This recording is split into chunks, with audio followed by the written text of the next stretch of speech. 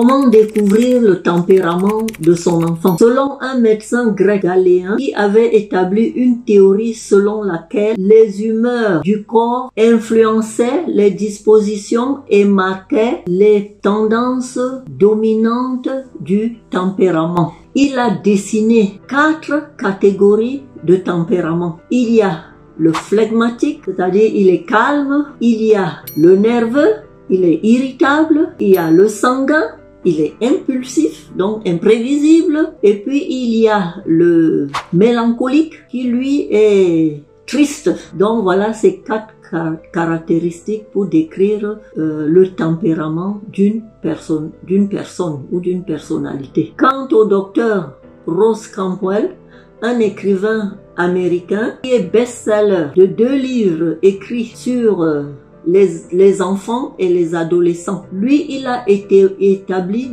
2 catégories de personnalités. D'après ses 40 ans d'expérience dans son cabinet, il déclare qu'il y a 2 personnalités humaines sur cette terre. Quand un enfant naît, soit il est soumis à l'autorité, il accepte, soit il n'est pas soumis à l'autorité et il ne l'accepte pas. Donc, il les classe en disant qu'il y a 25% des enfants qui naissent en vous disant, voilà, je suis là, qu'est-ce que je dois faire pour vous plaire? Et les autres 75% qui naissent qui vous dit, voilà, je suis arrivé, je compte mener ma vie comme bon me semble. Donc, il n'est pas soumis à l'autorité. Donc, il est important pour chaque parent de comprendre le tempérament primordial de son enfant. C'est primordial. Chaque être est né avec une personnalité unique. Donc, les parents doivent bien connaître ses enfants pour pouvoir les amener à accepter les valeurs qu'ils veulent leur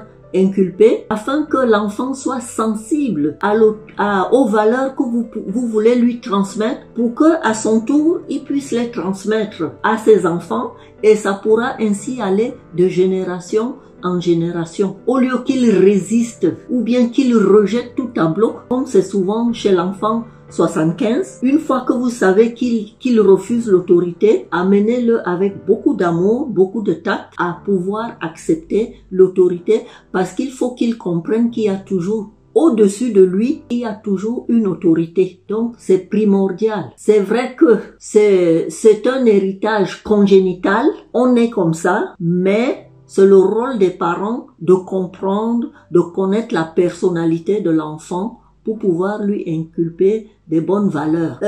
Il décrit le 25 que c'est un enfant qui est très obéissant, il aime faire plaisir, il veut toujours plaire à ses parents, il fait tout ce qu'on lui demande de faire, il fait même un travail sur lui pour être agréable à tout le monde, pour plaire. Ça, c'est le travail du 25 qu'il fait sur lui. Donc, quand il va à l'école, il essaie d'être parmi les premiers, parmi les meilleurs. Il essaye d'obtenir tous les meilleurs prix qui peuvent exister au sein de l'établissement ou même dans le monde. Hein. Tout ce qu'on peut donner comme prix, il essaye de les avoir tous parce qu'il veut plaire à tout le monde. Et quand il connaît des échecs, il ramasse ça sur lui. Il les garde en lui. Et cela n'est pas bon parce qu'il ne vous le dira pas. C'est à vous, parents, de pouvoir avoir le tact pour comprendre que là, ça ne va pas. Il prend même un exemple sur une fille qui, dans son cabinet, lui avait dit que quand elle a eu 19 sur 20 à une matière, elle n'était pas contente parce qu'elle voulait un 20 sur 20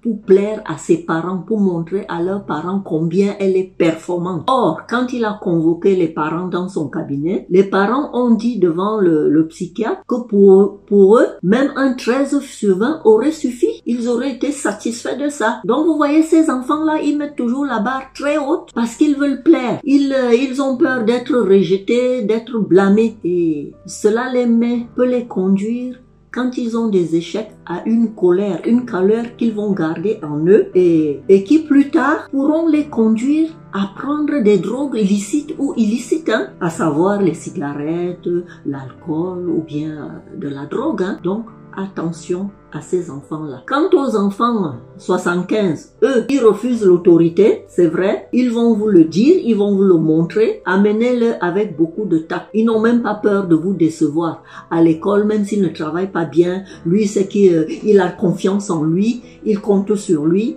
Et quand bien même il a un échec, il se dit que ça ira mieux pour la prochaine fois.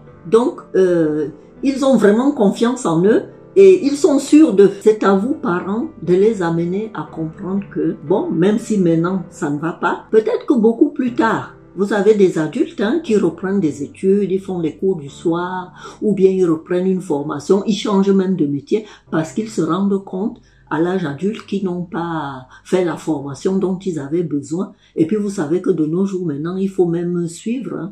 On peut commencer avec un métier et puis on finit avec un autre. Donc c'est aux parents de comprendre comment prendre leurs enfants. Et il ne faut pas, dans une même maison, quand vous avez des enfants 25 et des enfants 75, il ne faut pas les comparer.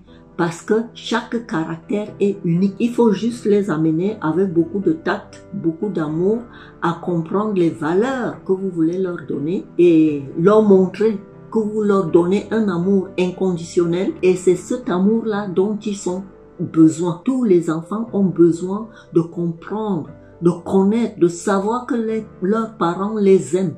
Donc, dites-leur ça avec beaucoup d'amour, que vous les aimez et que vous êtes là pour les soutenir à devenir des adultes de demain. Donc, on dit toujours, les parents disent, ah, les enfants 25 sont faciles à éduquer. Non, ils ne sont pas faciles parce que eux aussi, ils ont des problèmes, comme je vous ai dit là.